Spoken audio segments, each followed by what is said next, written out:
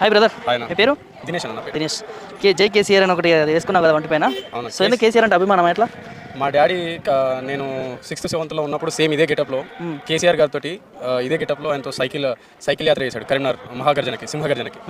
ఇవాళ 10 ఏళ్ల తర్వాత, ఎన్నో ఒడిదుడుకుల తర్వాత, ఎన్నో మరణాల తర్వాత మన తెలంగాణ రాష్ట్రాన్ని సాధించుకున్న తర్వాత, కొట్లాడి సాధించుకున్న తెలంగాణ రాష్ట్రాన్ని ఇవాళ 10 ఏళ్ల తర్వాత కేసీఆర్ గారిని మన ప్రజలు ఎందుకు ఓడగొట్టిరో తెలియదు. నాలాంటి యువత మేల్కొని కేసీఆర్ గారిని మళ్ళీ అధికారంలోకి తీసుకురావాలని చెప్పేసి నేను మెదక్ జిల్లా దుబ్బాక నియోజకవర్గం నుంచి ఈరోజు నల్గొండ మా సభకి, చలో సభకి నేను బైక్ మీద ర్యాలీ తీసుకుని వచ్చాను. మార్నింగ్ 8 గంటలకి స్టార్ట్ అయ్యి ఇక్కడ 2:30-3 గంటలకు అందాజ టైంలో నేను ఇక్కడ చేరుకున్నాను. మనకి నా సందేశం ఏమైతే ఇవ్వాలనుకుని నేను ఇక్కడికి వచ్చిందంటే, మనకి కేసీఆర్ అన్నీ ఆయన సీఎం అయిన 9 సంవత్సరాలలో 6 సంవత్సరాలలోనే మనకు కావాల్సిన అన్ని చేకూర్చిండు. ఆయన ఏవైతే తీసుకున్న నిర్ణయాలు ఉన్నాయో ఈ రోజు నా తరం అంటే నా తర్వాత వచ్చే జనరేషన్కి ఆయన తీసుకున్న నిర్ణయాలు మార్గదర్శకం అవుతాయి. అది తెలియజేయడం కోసమే నేను అక్కడ నుంచి దుబ్బాక నియోజకవర్గం నుంచి ఇక్కడ వరకు బైక్ ర్యాలీ మీద వచ్చాను. దాంతో పాటుగా ఇవాళ కేసీఆర్ గారు ఎన్నికల తర్వాత ఫస్ట్ టైం కలుస్తూ ఉన్నారు, ప్రజలతో మాట్లాడుతూ ఉన్నారు. ఏదైతే నల్గొండ వేదికగా ఎట్లా అనిపిస్తుంది బ్రో? కేసీఆర్ గారు ఆయనకి దాదాపు 70 ఏళ్ళు ఉంటాయి అనుకుంటా. ఆయనకి ఈ మధ్యనే ఎలక్షన్స్ అయిపోయిన ఇమీడియట్గానే ఆయనకి కాలేరీపై హాస్పిటల్లో అడ్మిట్ ఉన్నాడు. తెలంగాణ మీద ఎందుకు ఆయనకు అంత ప్రేమో తెలియదు. ఈ వయసులో కూడా తెలంగాణకు నేనున్నా అంటూ మళ్ళీ రొమ్మిడిచి నిలబడడానికి, ఆయన మాకందరికీ ధైర్యాన్ని ఇవ్వడానికి, ఆయన ఈ వేదికని మాకందరికీ ధైర్యాన్ని నింపడానికి ఆయన ఇచ్చినందుకు ఫస్ట్ ఆయనకి కృతజ్ఞతలు తెలుపుకుంటాను నేను. అలాంటి నాయకుని పట్టుకొని బొంద పెడతాం, పార్టీని బొంద పెడతాం ప్రతిపక్ష నాయకులు, అధికార పక్ష నాయకులు చెప్తా ఉన్నారు. అధికార పక్షాలు కాదు, సీఎం ఇప్పుడున్న గుంపు మేస్త్రి రేవంత్ రెడ్డి ఎవడైతే ఉన్నాడో వానికి నేను ఒకటే వార్నింగ్ ఇస్తున్నా. వాడు తెలంగాణ అసెంబ్లీ ప్రచార సమయంలో వాడు అన్నాడు, తెలంగాణ కేసీఆర్ నెత్తి మీద కాలు పెట్టి తొక్కుతా అన్నాడు. అరే ముండకొడక గుంపు మేస్త్రి, నువ్వు వచ్చి 50 రోజులు కాలేదు. అరే నాకు ఒకటి అడుగుతా చెప్పు. కేటీఆర్ గారు ఐటీ మినిస్టర్, ఆయన దావోస్కి వెళ్ళాడు, ప్రపంచ వేదికలలో చాలా ఇంటర్వ్యూలు ఇచ్చాడు, ఎన్నో పెట్టుబడులు తెలంగాణ తీసుకొచ్చాడు. దుద్దిల శ్రీధర్ బాబు పీకనికి వచ్చిండారా దావోస్కి? నీకు రాదు, ఇంగ్లీష్ రాదు, అసలు నువ్వు ఎవడవమన్నాడు పోయినావు. దుద్దిల శ్రీధర్ బాబు నీకు గుద్దగాడానికి వచ్చింది. ఆడికి ఆయన ఎందుకు మాట్లాడియాలి వేదికల పైన? ఆయనకి ఇంగ్లీష్ వచ్చు కదా, నీకు ఇంగ్లీష్ రాదు. ఆడపోయి తెలంగాణ కేటీఆర్ కానీ కేసీఆర్ కానీ తెలంగాణకి ఎవరెస్ట్ శిఖరాలలో కూర్చుండబెట్టి తెలంగాణని, అట్టడుగులో ఉన్న తెలంగాణని ఎవరెస్ట్ శిఖరాల్లో కూర్చుండబెడితే నువ్వు వచ్చి పట్టమని 50 రోజులు కాలే తెలంగాణ ఇజ్జత్ మొత్తం తెలంగాణలో తీస్తేవి, దేశంలో తీస్తేవి, ప్రపంచ వేదికల్లో కూడా తీస్తేవి. అక్కడ ప్రపంచ విలేకరు పైన అడుగుతుంటే డూప్లికేట్కి ఒరిజినల్కి కంపేర్ చేయదని మాట్లాడుతున్నావు. నువ్వు డూప్లికేట్, కేటీఆర్ కాదు.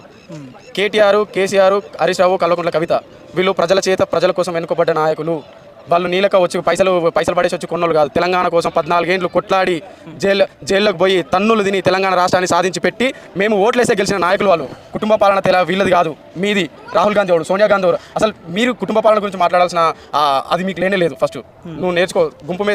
నువ్వు గుంపు మేస్త్రి అని ఒప్పుకున్నావు. రాష్ట్రానికి సీఎం కాకముందుగా నువ్వు గుంపు మేస్త్రి అని ఒప్పుకున్నావు. సీఎంకు ఉన్న వాల్యూని కూడా బొడగొట్టేసినావు. జర్రా కొద్దిగా నిబద్ధతతో పనిచేసి ఏదైనా మంచి చేయాలనుకుంటే నీకు పట్టుమని 63 సీట్లు ఇచ్చింది. 63 సీట్లు 24 కదా, 63 సీట్లే నీకు ఇచ్చింది. ఎంపీ ఎలక్షన్ తర్వాత ఎవడుంటాడో ఎవడు పోతాడో కూడా నీకు తెలియదు. ఫస్ట్ నీ గురించి నువ్వు కాపాడుకో. వీళ్ళంతా ఈ కొమ్మరెడ్డి, వెంకటరెడ్డి, రాజగోపాల్ రెడ్డి, నల్గొండలో గెలిచిన వాళ్ళు ఎవరైతే ఉన్నారో వాళ్ళు కంపల్సరీ నేను బొందపెట్టేదాకా, నీకు పతనం చూసేదాకా వాళ్ళకు నిద్రపోరు. దాంతోపాటు గతంలో ఎవరైనా రైతు బంధు పడితే చెప్పు తీసుకొని కొడతామని పీఆర్ఎస్ నాయకులు కానీ ఎవరైనా అన్న నేపథ్యం మనం చూడలేదు. ఇప్పుడు ఈ కాంగ్రెస్ నాయకులు అంటా ఉన్నారు రైతులు, దీన్ని ఎట్లా చూస్తారు బ్రదర్? దాన్ని మేము ఓట్లేస్తే, మేము భిక్ష పెడితే సీఎం అయినవారు నువ్వు.